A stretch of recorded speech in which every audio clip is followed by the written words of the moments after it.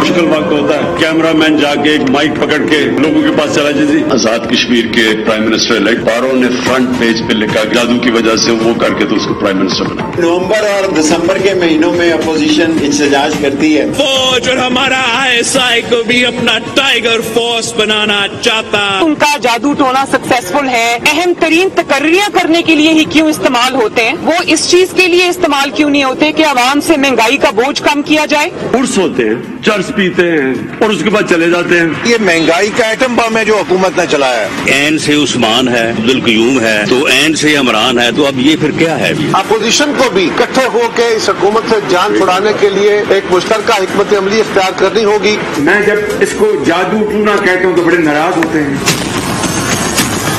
السلام علیکم ناظرین، آپ روبرو پروگرام دیکھ رہے ہیں اور میں ہوں آپ کا میزبان شوکت پراچا. بالآخر پیپلز پارٹی کے رہنما سید خورشید شاہ صاحب کی ضمانت ہو گئی. سپریم کورٹ کو کہنا پڑا کہ الزامات تو ثابت نہیں کیے جا سکے. بالآخر مہنگائی کے خلاف اپوزیشن سڑکوں پر آ گئی. مولانا فضل الرحمان کل کراچی میں مہنگائی کے خلاف مظاہرے کی قیادت کریں گے، لیکن وزیر داخلہ شیخ رشید احمد کو کہنا پڑا کہ ہر نومبر اور دسمبر میں اپوزیشن نے احتجاج کا وتیرہ اپنایا ہوا ہے. بالآخر تعویذ، گنڈوں، جنات کی کہانیاں اب پی ٹی آئی کے گھروں تک پہنچ گئیں. وفاقی وزیر شیریں مزاری نے اپنی ہی بیٹی کو سوشل میڈیا پر جھاڑ پلا دی اور اس کی باز گشت تو ماسکو تک پہنچ گئی، جہاں افغانستان پر ایک علاقائی کانفرنس ہو رہی تھی. افغانستان کے حوالے سے بات ہو جائے تو آج پاکستان کا ایک اعلیٰ سطحی وفد کابل پہنچا اور افغان قیادت کے ساتھ افغانستان کے وزیر اعظم سے لے کر کابینہ کے ارکان تک وہاں پر بڑی مفصل گفتگو ہوئی. ان تمام موضوعات پر آج ہمارے روبرو ہیں پیپلز پارٹی کے مرکزی رہنما اور سینئر سیاستدان چودھری اعتزاز احسن صاحب. بہت شکریہ چودھری صاحب، آپ کو ہم نے زحمت دی، آپ کا وقت لیا. بالآخر سید خورشید شاہ صاحب کی ضمانت ہو گئی. سپریم کورٹ کو کہنا پڑا کہ الزامات ثابت نہیں کیے جا سکے. یہ کیا ہے پھر؟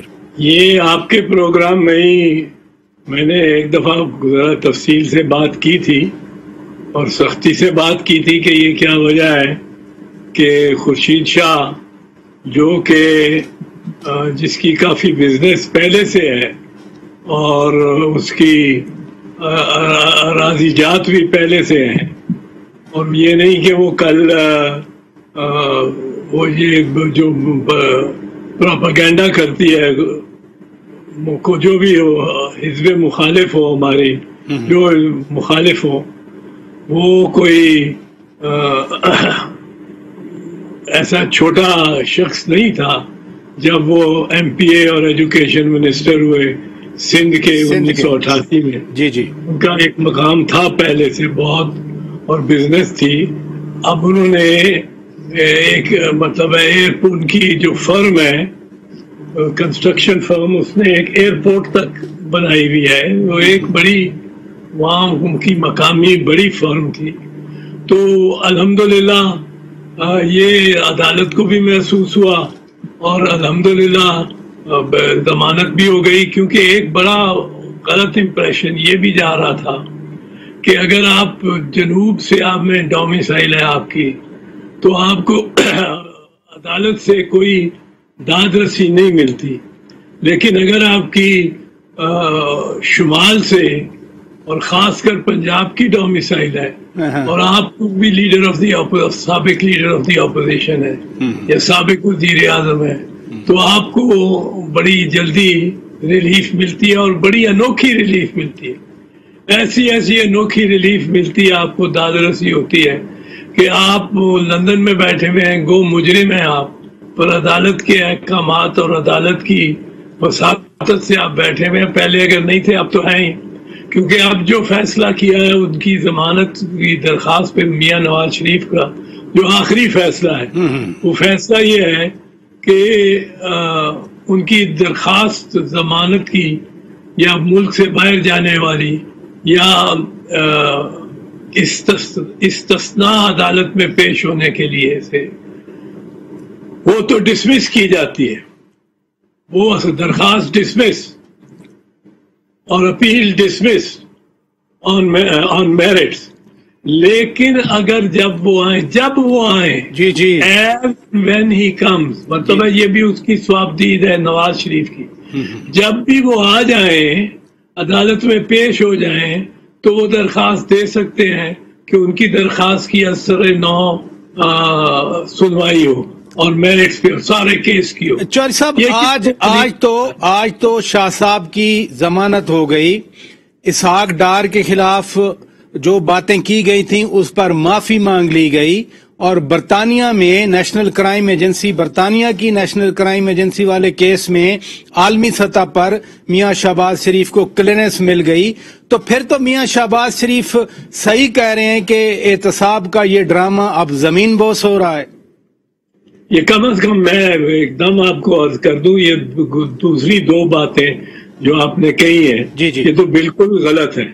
ان کو نمبر ایک وہ انہوں نے چلایا ہے، میں نے دیکھا ہے اس چینل پہ، اس کا نام آپ چینل کا نہیں دینا چاہتے ہوں گے، کچھ چینل نہیں دینا چاہتے، پر وہ اس چینل پہ پروگرام جس کے خلاف یہ کلیم کرتے ہیں اسحاق ڈار صاحب اور ناچتے ہوئے نکلے ہیں کسی جگہ سے، وہ کہ انہوں نے معافی مانگ لی ہے. انہوں نے کہا کوئی معافی نہیں مانگی، وہ انہوں نے بیٹھ کے بتایا ہے کہ یہ عبارت ہم نے عدالت میں جمع کرائی ہے، جو کوئی معافی نامہ کسی قدر کسی صورت نہیں کہا جا سکتا اس کو. اچھا. اور دوسری بات جو ہے کہ وہ شہباز شریف کوئی بری ہو گئے ہیں یا ان کو کلیئرنس مل گئی ہے وہ نیشنل کرائم اتھارٹی کی وجہ کے ذریعے، یہ بھی بالکل غلط ہے. وہ اگر بری ہو گئے ہیں تو ان کو تو چاہیے وہ فیصلہ فوراً ابھی تک ان کو عدالت میں پیش کر دیا ہونا چاہیے تھا. یہ اسی طرح کا ہے جس طرح کا وہ مریم بی بی نے ایک دیا تھا،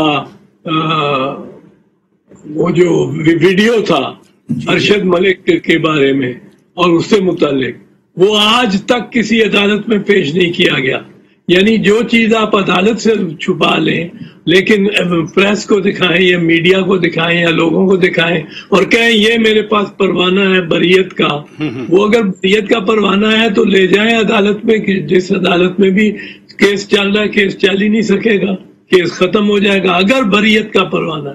پر کوئی بریت نہیں ہوئی، یہ میں بھی آپ کو بتا دوں. کسی عدالت میں کیس نہیں چلا، کسی عدالت میں کوئی گواہ نہیں ہوا، کسی عدالت میں کوئی جرا نہیں ہوئی ان پہ یا اس گواہ پہ، کسی عدالت میں کسی کو حلف لے کے بیان دینے کو نہیں کہا گیا. تو یہ قسم کی بریت ہے، بالکل بریت نہیں ہے. یہ باتیں نون لیگ کہہ رہی ہے اور برملا ہر پلیٹ فارم پہ کہہ رہی ہے. عدالتی معاملات پر بات ہو رہی ہے، آپ تو ادھر ادھر جو عدالتی فیصلے بڑے بڑے ہوتے ہیں دنیا میں ان پر بھی نظر رکھتے ہیں. بالی ووڈ کے فلم سٹار شاہ رخ خان کا بیٹا آریان خان، اس کی ضمانتیں مسلسل کینسل ہو رہی ہیں، وہ ضمانت ہو نہیں رہی. ابھی 26 اکتوبر کو پھر ایک عدالت نے بلایا ہے شاہ رخ خان کی اپیل پر. شاہ رخ خان اتنا بڑا سٹار ہے، آریان خان کے لیے اس کا بیٹا ہونا عذاب بن چکا ہے. جی ہاں، اور جتنا بڑا آدمی ہو اتنا ہی اس کے بیٹے پر، اس کی اولاد پر، اس کے بھائی پر، بہن پر اتنا ہی بوجھ ہوتا ہے. اور یہ ساری دنیا میں مسلمہ قانون ہے کہ اگر بیٹا کہہ رہا ہو کہ الحمدللہ الحمدللہ یہ میری پراپرٹی ہے، الحمدللہ الحمدللہ یہ ہماری پراپرٹی ہے، تو وہ اگر بیٹا یہ اقبال کر رہا ہو تو اور عہدے بڑے پر باپ فائز ہو تو یہ باپ پر بارے ثبوت ہے اس بیٹے کی اس جائیداد کا بھی ثابت کرنا کہ یہ اس نے کسی ناجائز ذریعے سے میرے نسبت ہونے سے نہیں بنایا. تو یا تو الحمدللہ الحمدللہ کہہ کے وہ کوئی سٹیل مل سعودی عرب میں بھی بنا لی انہوں نے، الحمدللہ الحمدللہ کی برکت سے انہوں نے ایون فیلڈ فلیٹس بھی بنا لیے، الحمدللہ الحمدللہ کی برکت سے یہ ادھر हाइड पार्क लेन में भी वन जो है वो भी ले ली। अल्हम्दुलिल्लाह करते हुए इतनी बड़ा इन्होंने ये लाहौर के करीब वो जो पूरी फार्म है, और फार्म क्या है वो तो अब शहर ही वहां पहुंच गया हुआ है, तो वो आपने ले ली अल्हम्दुलिल्लाह करके, और कोई टैक्स नहीं दिया। आपको एक चीज बताऊं, ये वाकया है मेरे इस दफ्तर में, गालबन अगर मैं 10 मिनट ढूंढूं तो वो मैं निकाल सकता हूं, और वो है मेरे पास, और वो मैंने कौमी असेंबली के फ्लोर पे 1998 में डॉक्यूमेंट रखा था। अच्छा। उसके बाद मुतअद्दिद दफा सेनेट के फ्लोर पे दे चुका हूँ। वो क्या है डॉक्यूमेंट? वो साबित करता है मियां मोहम्मद नवाज शरीफ के अपने दस्तखतों से कि उन्होंने 3 साल 1994, 95, 96 3 टैक्स ईयर 93, 94, 95, 96 में कुल 1 साल के लिए नहीं, कुल 577 रुपए इनकम टैक्स दिया है, जिसकी 1997 में जायदाद इतनी हो ही ना कि उस पर टैक्स ही ना लगता हो। वो आजकल इतनी बड़ी और इतनी महंगी, दुनिया में सबसे महंगी जमीन जो रकबा है वो मेफेयर में है, जो पार्क लेन है उसमें साहब। ये शाहरुख खान के हवाले से, आर्यन खान आप कह रहे हैं कि शाहरुख खान पे इल्जाम आएगा क्योंकि बेटा है, लेकिन इसकी कोई और डायमेंशन भी है। मसलन जावेद अख्तर खुद बड़े आर्टिस्ट हैं भारत में, वो कैफी आजमी के दामाद हैं, शबाना आजमी के हस्बैंड हैं। वो कह रहे हैं कि किसी और जगह से 300 मन हेरोइन पकड़ी गई है, उसका केस तो नहीं चला, किसी को गिरफ्तार नहीं किया गया, लेकिन आर्यन खान को गिरफ्तार किया गया और मसलसल उसकी जमानत डिनाई की जा रही है। ये बात आपकी दुरुस्त है। आर्यन खान एक और माहौल में है, और वो भी माहौल बहुत ज्यादा ऑप्रेसिव और इस वक्त मुसलमानों के लिए इम्तियाजी हो गया है, और बहुत उसमें जबर है मुसलमानों के खिलाफ। और इस लिहाज से ये बात जावेद अख्तर साहब की बिल्कुल दुरुस्त है। और जावेद अख्तर और शबाना आजमी को आप देखें, एक फ्लैट नहीं खरीदने दिया गया था क्योंकि वो मुसलमान थे, और उनके रास्ते में रुकावटें डाली गई, एक अपार्टमेंट लेना चाहते थे। तो अब हिंदुस्तान में तो हिंदुत्व का राज हो गया है, और हिंदुत्व, ये मोदी का जो हिंदुस्तान है, जो वरना हिंदुस्तान तो एक प्लूरल कंट्री है जिसमें पारसी भी बहुत हैं, ईसाई भी बहुत हैं, मुसलमान भी बहुत हैं, और बड़े बड़े आला ओहदों पे भी रह चुके हैं और बड़ा कंट्रीब्यूट करते हैं इंडिया को। और जाहिर है हिंदू भी है, एक प्लूरल सोसाइटी, बुद्धिस्ट भी है, प्लूरल सोसाइटी थी। मोदी ने उसको जबर के तहत एक सिंगुलर सोसाइटी बना दिया है, और उसमें जाहिर है शाहरुख खान के बेटे के साथ बहुत बुरी तरह इम्तियाज उसके खिलाफ होगा, और कानून में भी होगा, और कानून नाफिज करने वाले इदारे भी करेंगे। और यही हो रहा है। चौर साहब इधर रुकिएगा, नाजरीन मैं ब्रेक लेता हूं, ब्रेक के बाद जब वापस आएंगे, महंगाई हुई, महंगाई हो रही है, महंगाई और ऊपर जाएगी। अपोजिशन जमातें डिवाइडेड हैं, एहतजाज भी कर रही हैं, और फिर तावीज गुंडों की बातें भी हो रही हैं। यहां पर मैंने कहा कि पीटीआई के घर तक लड़ाई पहुंच गई है। ब्रेक के बाद चौर साहब की राय लेंगे। नाजरीन स्टे विद अस।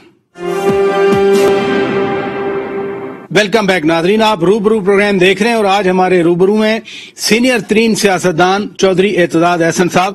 चौधरी साहब, महंगाई का लावा तो फट चुका, बिजलियां घरों पर गिर गई, पेट्रोल बम हर किचन को अफेक्ट कर रहा है, फट रहा है। ऐसे में अपोजिशन एहतजाज पे निकल आई है। क्या रंग लाएगा अपोजिशन का एहतजाज, और कैसा रंग लाएगा फिर?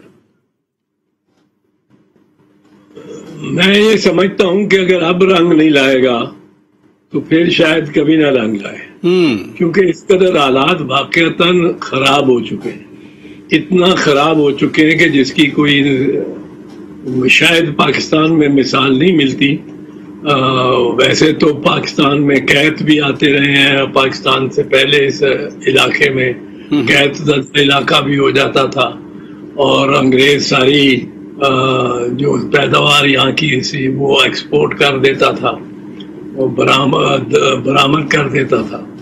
تو یہ ایسے واقعات ہوئے، پر پاکستان کی اپنی تاریخ میں اتنا سخت وقت پاکستان کے عوام پر نہیں آیا میرے خیال میں، اور اس قدر مہنگائی میں بڑا بڑھاوا نہیں آیا. آپ کہتے ہیں اب رنگ نہیں لائے گا تو کیسے، کب رنگ لائے گا؟ لیکن اپوزیشن تو ڈیوائیڈڈ ہے، پھر اپوزیشن علیحدہ علیحدہ، پیپلز پارٹی علیحدہ احتجاج کر رہی ہے، پی ڈی ایم والے یعنی جس میں مولانا فضل الرحمان ہیں، جس میں نون لیگ والے ہیں، پختونخوا ملی عوامی پارٹی والے ہیں، وہ علیحدہ احتجاج کر رہے ہیں. پھر رنگ کیسے لائے گا یہ احتجاج؟ یہ ضرور ہے کہ اپوزیشن میں خود بڑی مشکلات ہیں. اپوزیشن میں سب سے پہلی مشکل تو یہ ہے کہ جو اس کی بڑی جماعت ہے پی ڈی ایم کی، پی ڈی ایم سے میں پی ڈی ایم کی بڑی جماعت ہے، پی ڈی ایم کو ایک بڑی مشکل ہے، اس میں یہی طے نہیں ہوگا، یہ طے نہیں ہو رہا کہ وزیر اعظم کا امیدوار کون ہوگا کل الیکشن ہو جائے تو.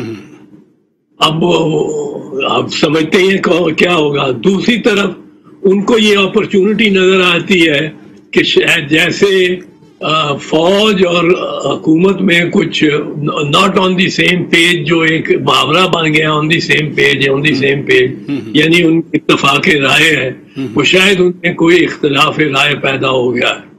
اور ایک اطلاع کے مطابق جو سوشل میڈیا پہ بھی تھوڑی سی چلی ہے، ایک صاحب جن کو میں یہی کہوں گا کہ ایک برقع پوش صاحب جو پہلے برقع پہن کے جاتے تھے اور ملتے تھے، وہ جو نئے آنے والے ہیں ان سے کوئی ملاقات کرنے کی کوشش کر رہے ہیں یا ان کی ہو گئی ہے ملاقات. اب اس سے زیادہ میں اس وقت نہیں کہوں گا، یہی بات اتنی کافی ہے.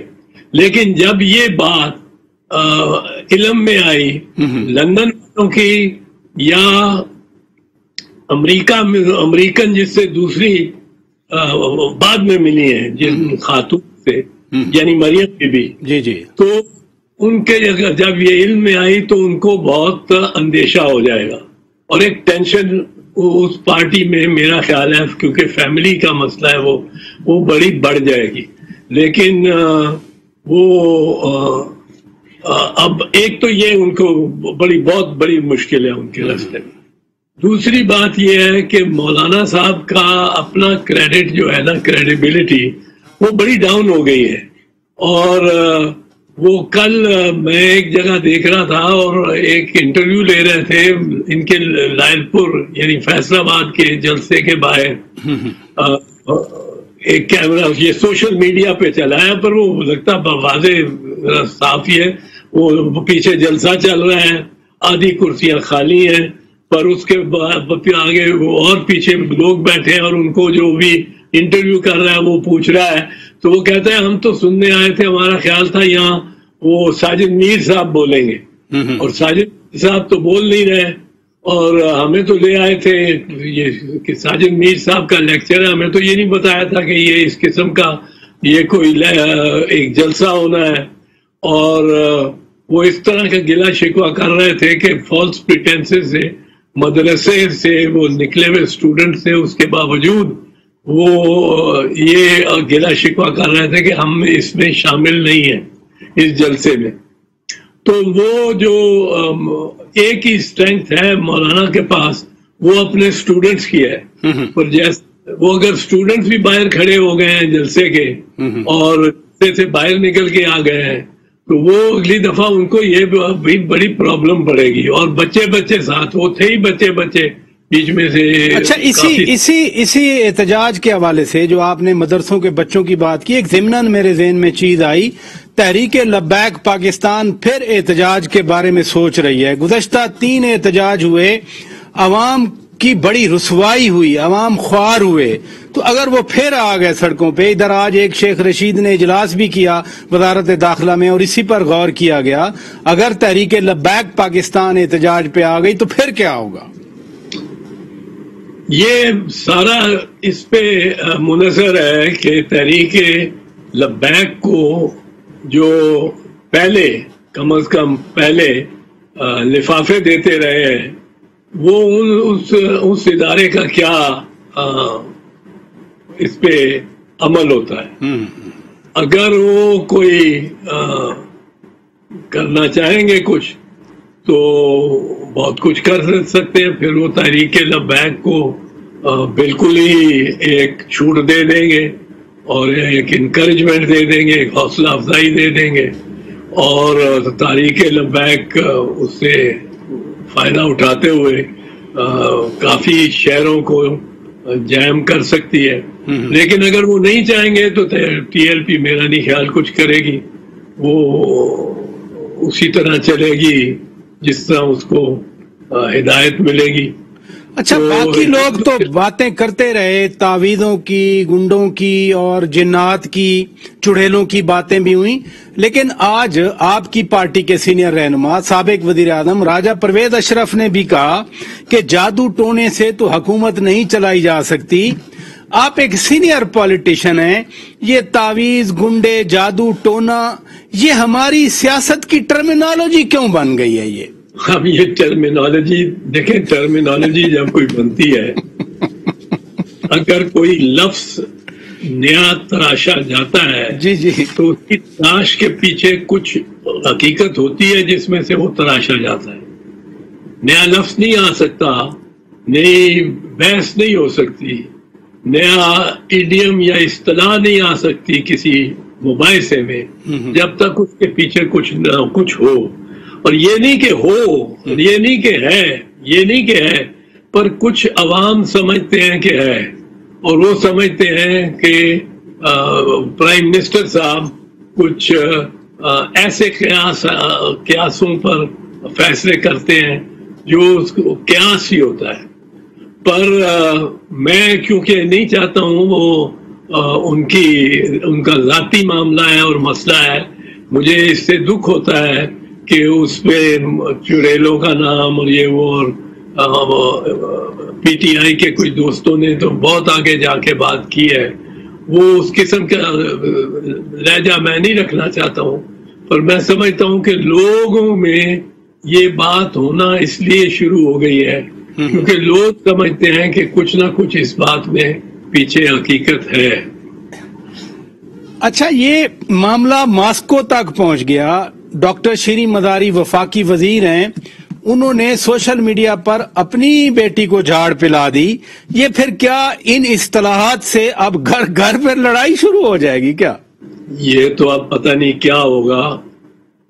یہ ملک جس دانے پر کھڑا ہے, وہ ماں بیٹی کا مسئلہ تو میں نہیں ڈسکس کروں گا راجہ صاحب, پر یہ جس دانے پر کھڑا ہے اور اس میں بنیادی طور پہ اس ریجن کی صورتحال ہے, ریجن کی صورتحال. اور میں کافی عرصے سے کہہ رہا ہوں کہ اس ریجن میں پاکستان میں جو کچھ ہوگا آئندہ اور جو ہوتا آ رہا ہے اس میں بہت سارا عمل دخل اس ریجن کے حالات اور واقعات پہ ہوگا.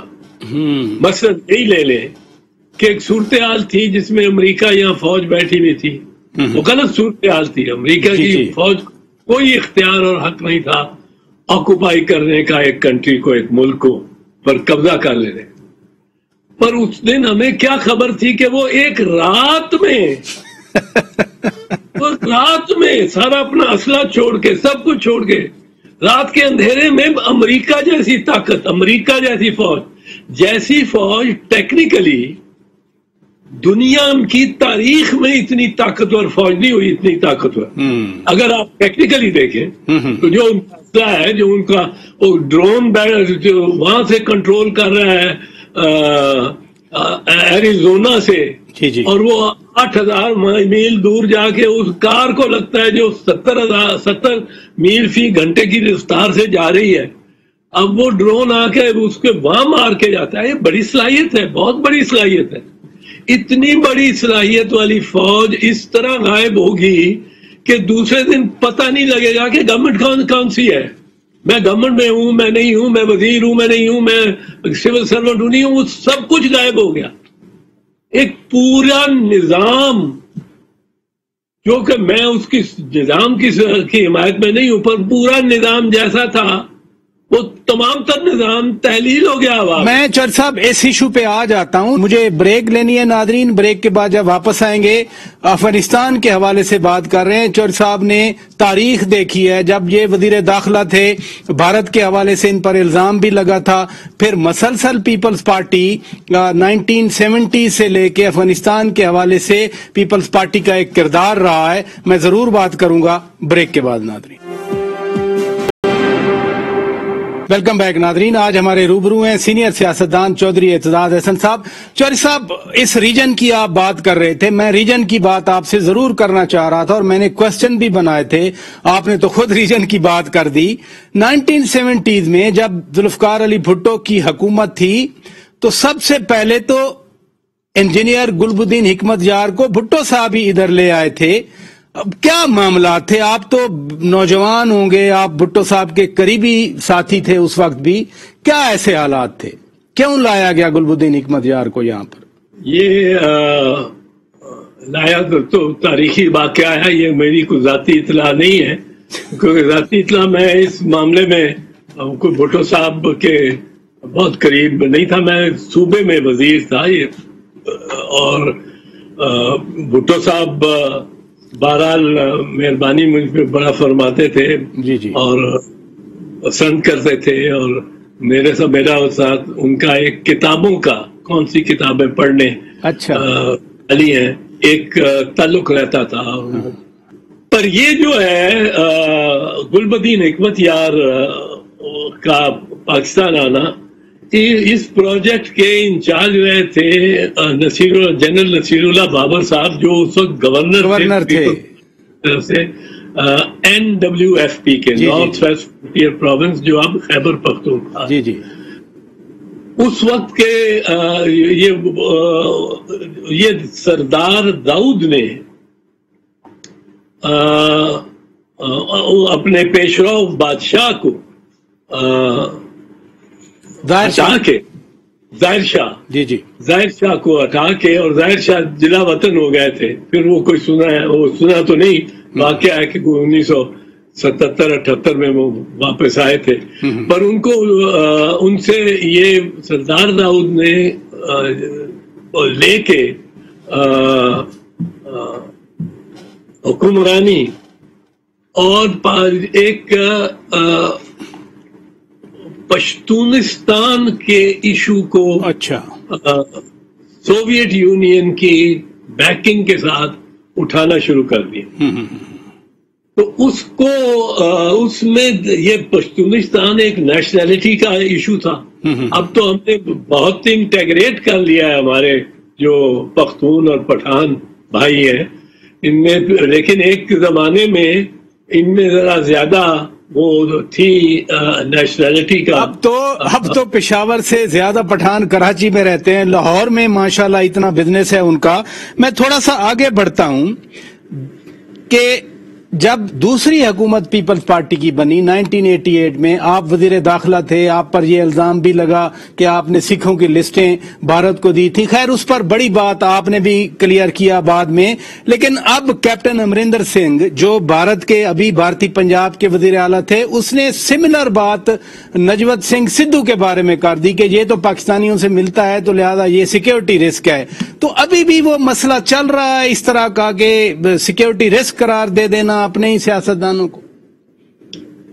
نہیں، وہ تو چلتا رہا ہے اور وہ تو بدقسمتی سے آج بھی چل رہا ہے. اور سب سے آسان طریقہ ہے کسی پہ الزام لگانے کا کہ اس پہ غداری کا الزام لگا دو. ثبوت نہ کچھ ہو، ثابت کچھ نہ کر سکو، پر ایک الزام لگا دو. اور ہمارے ہاں تو بڑا یہ ہے کہ کسی پہ الزام لگتا ہو تو اس پہ تو ساری دنیا یقین لانا شروع کر دیتی ہے. میرے پہ بھی انہوں نے لگایا، اس کا ایک پہرایا تھا کہ افغانستان میں جب ہماری حکومت آئی، ہماری حکومت ایک بڑے عجب موڑ پہ آئی. آپ دیکھیں 10 فروری 1988 کو جی جی جنیوا اکارڈ ہوتا ہے. جی جی نیجو صاحب کی گورنمنٹ اس کو سائن کرتی ہے. زین نورانی صاحب بالکل وزیر مملکت تھے خارجہ امور کے. وہ اس کے تحت 1 سال میں کامبیٹ ٹروپس جو ہیں سوویت یونین کے، سوویت یونین کی، انہوں نے ملک چھوڑ دینا ہے. 10 فروری 1979 1989. جی جی. اب یہ جنیوا اکارڈ بھی ہو گیا. روس کا انخلا کا بھی طے ہو گیا ہوا. یہ طے ہو گیا ہوا جی جی کہ ضیاء الحق 29 مئی 1988 کو اسمبلی کو ڈیزالو کرتے ہیں اور 17 نومبر تاریخ رکھ دیتے ہیں الیکشنز کی. کوئی وہ کیئر ٹیکر پرائم منسٹر یا وہ کچھ نہیں اپوائنٹ کرتے. جو آئین ان کے اپنے تبدیل کیے ہوئے آئین 8ویں ترمیم جو انہوں نے لائے تھے، 8ویں ترمیم اس کے تحت لازم تھا. پر وہ اناؤنس کر کے اور وہ اب ضیاء الحق خود 17 اگست 1988 کو وہ جہاز کے گرنے میں مارا جاتا. بستی لال کمال بہاولپور میں وہ جہاز گر گیا اس دن. بالکل. اب دیکھیں کیا صورتحال ہے. اسمبلی کوئی نہیں ہے، اسمبلی کیئر ٹیکر گورنمنٹ کوئی نہیں ہے. اسمبلی کے الیکشنز جو ہیں وہ 3 مہینے سے زائد المیعاد جی جی 5 مہینے میں وہ رکھ لیے تھے، مئی سے نومبر تک. اب ایک آپ کو یاد ہوں گے حاجی سیف اللہ صاحب تھے بہاولپور سے، رحیم یار خان بہاولپور سے تھے وہ. جی، اور بڑے ووکل رحیم یار خان سے تھے، بڑے ووکل تھے. جی جی. وہ ایک ریٹ کرتے ہیں سپریم کورٹ میں اور وہ کہتے ہیں یہ ڈیسولوشن اسمبلی کی ہی غلط ہوئی ہے. 29 مئی کے ایکشن کو چیلنج کرتے ہیں. ان کی ریٹ پینڈنگ ہے کہ ضیاء الحق بھی مر جاتا ہے. ضیاء الحق کے مر جانے کے بعد ان کی ریٹ الیکشن، چونکہ ضیاء الحق نے اناؤنس کیے ہوئے، مین ٹائم پارٹیاں الیکشن کی تیاری کر رہے ہیں، ہم بھی کر رہے ہیں اس بے خطر ہو کے کہ چلو 2 مہینے اوپر کی ڈیٹ ہے، کوئی نہیں ڈیٹ تو ہے، ہم وہ کر رہے ہیں تیاری. اور کیس اس میں سپریم کورٹ میں کیس چل رہا ہے حاجی سیف اللہ کے کیس میں یہ بحث ہوتی ہے کہ یہ انلیگل تھا، یہ اس کے گراؤنڈ بھی انلیگل تھے اور اس کی سارا ضیاء الحق کے اختیار میں یہ نہیں تھا انڈر 58(2) بھی کہ وہ خود کرے. پہلے وہ پرائم منسٹر کی ایڈوائس پہ کر سکتا تھا. اب وہ سپریم کورٹ اس نتیجے پہ پہنچتی ہے کہ یہ کیس، یہ ریٹ مطلب ہے ایکسپٹ ہونی چاہیے، منظور ہونی چاہیے اور اسمبلی ریسٹور ہونی چاہیے. بلا لیا جاتا ہے پرائم منسٹر کو، جو معزول پرائم منسٹر ہیں جنیجو صاحب کو. سپریم کورٹ پنڈی میں بیٹھتی ہے، اس کو بلا لیا جاتا ہے. وہ پورے موٹر سائیکل وہ سارے آ کے باہر لگے ہوئے ہیں کہ اب سپریم کورٹ نے کہنا کہ جی بحال، اور ادھر سے وہ پروٹوکول کے ساتھ نکلیں گے. یہ سپریم کورٹ کی طرف سے بلائے جاتے ہیں. اس دوران ایک پیغام لے کے وسیم سجاد صاحب، جنرل اسلم بیگ کا لا منسٹر ہے وسیم سجاد، وہ پہنچ جاتے ہیں سپریم کورٹ، اور سپریم کورٹ والوں کو وہ سمجھا دیتے ہیں کہ بھئی یہ اگر آپ نے یہ فیصلہ کیا کہ اسمبلی ریسٹور کی تو ہم مارشل لا لگا دیں گے. اب عدالت کیا کرتی ہے؟ عدالت نے تو 500 صفحے لکھے ہوئے ہیں جی جی، اور اس میں ساری دلیل یہ ہے کہ جی یہ بھی غلط کیا، یہ بھی ضیاء الحق نے غلط کیا، یہ بھی غلط کیا، یہ بھی غلط کیا، یہ بھی غلط کیا. اب اس میں صرف یہ کہنے کی پیراگراف جو ہے کہ لہذا جو اسمبلی ہے وہ دوبارہ بحال ہوتی ہے. یہاں آ کے رک کے وہ ججمنٹ پڑھیں، بڑی عجیب. عدالت کہتی ہے کہ بی دیٹ ایز اٹ میں، وہ تو جو ہوا سو ہوا، یہ سارا کچھ ہوا، سب انلیگ ہوا. لیکن اب تو الیکشن ہو رہے ہیں، الیکشن کہ بالکل لوگ الیکشن کے قریب تک پہنچ چکے ہیں، اور نومبر میں وہ فیصلہ دے دیتی ہے کہ اسمبلی ہے سب ٹھیک. وہ پچھلی اسمبلی گئی، یعنی لا آف نیسیسٹی دوبارہ آ گئی. آپ ریجن کی بات کر رہے تھے افغانستان کے حوالے سے، پھر 97 میں آپ ہی کی حکومت نے طالبان بنائے، پھر 2008 سے 13 تک پھر آپ افغانستان کے ساتھ آپ کی حکومت منسلک رہی.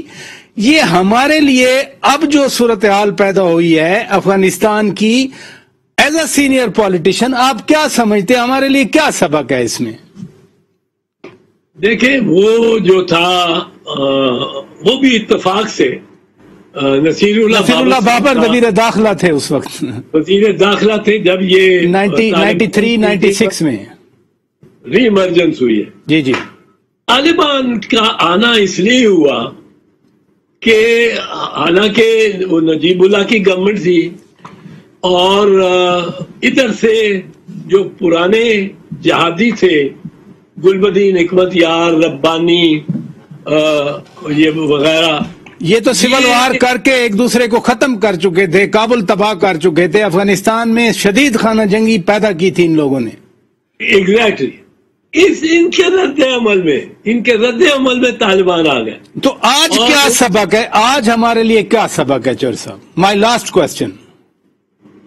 سر، سبق یہ ہے میرے خیال میں کہ ہمیں ایک تو افغانستان میں مداخلت نہیں کرنی چاہیے. طالبان خود بہت مشکل میں ہے، اور وہاں ایک جو عنصر آیا ہوا ہے وہ بہت ہی خطرناک ہے، ان کے لیے بھی ہمارے لیے بھی. اور طالبان کو وہ اس لڑائی میں میرے خیال میں، میرے اگر مرضی چلے تو طالبان کو فتح ہونی چاہیے. وہ داعش ہے. داعش بہت سفاکیت کرتی ہے. داعش طالبان کے سے بھی بڑا زیادہ. اور یہ طالبان جو ہیں یہ آخرکار 20 سال باہر رہے ہیں جی حکومت سے، اور ان کو یہ انہوں نے پھر ٹریول کیا ہے. دوحہ کوئی گیا ہے، کوئی یو اے گیا ہے، کوئی ماسکو گئے ہیں، تہران گئے ہیں، بیجنگ گئے ہیں، اسلام آباد آئے ہیں. نے دنیا دیکھی بھی ہے، وہ ان طالبان نے نہیں دیکھی بھی تھی. جی. یہ ایک بیٹر لیول پہ آپ سے ڈیل کر سکتے ہیں.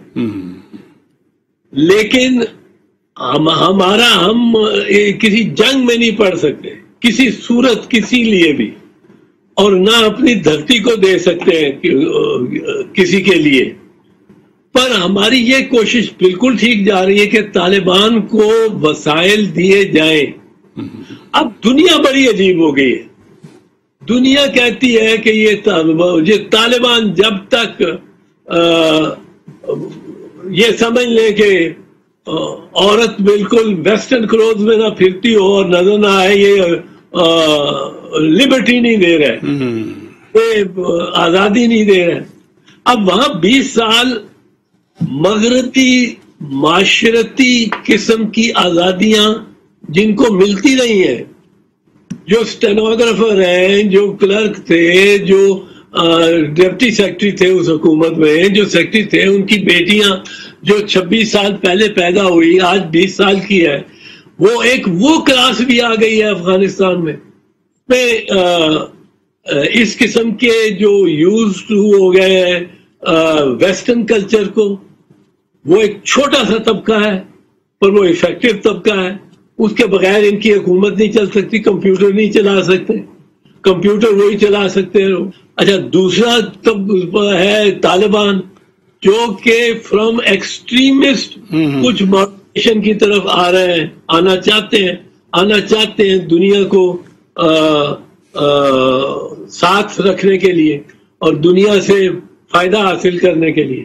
اور تیسرا عنصر وہاں جو آ گیا داعش کا، جو آپ دیکھیں کندوز میں اور کندہار میں جس طرح بلاسٹ ہوئے جمعے کے، اب یہ کل پھر جمعہ ہے تو خبر نہیں کیا. اللہ خیر رکھے, اللہ خیر کرے. چور صاحب اللہ خیر کرے. آپ نے بالکل اچھا کنکلوژن کیا کہ اللہ خیر کرے. جہاں افغانستان کے لیے چیلنج ہے, یقیناً پاکستان کے لیے بھی چیلنج ہے. اور انگیجمنٹ جو دنیا کی افغانستان کے حوالے سے ہے, میں ماسکو کانفرنس کی بات کر رہا تھا, ماسکو میں کم از کم جو مثبت چیز سامنے آئی ہے وہ یہی ہے. پھر آج پاکستان کا ڈیلیگیشن بھی وہاں کابل گیا, بڑی اچھی انگیجمنٹ ہوئی. وزیر خارجہ شاہ محمود قریشی نے خود اپنی بریفنگ میں بتایا کہ مفصل بات چیت ہوئی, جس میں دو طرفہ تجارت کے حوالے سے بات ہوئی, آمد و رفت کے حوالے سے بات ہوئی, اور سب سے بڑھ کر کنیکٹیوٹی کے حوالے سے بات ہوئی. خدا کرے اب کل کا دن بھی اچھا گزرے. جیسے چودھری اعتداد احسن کہہ رہے تھے, ناظرین اپنے میزبان شوکت پراچا کو اجازت دیجیے. خدا حافظ.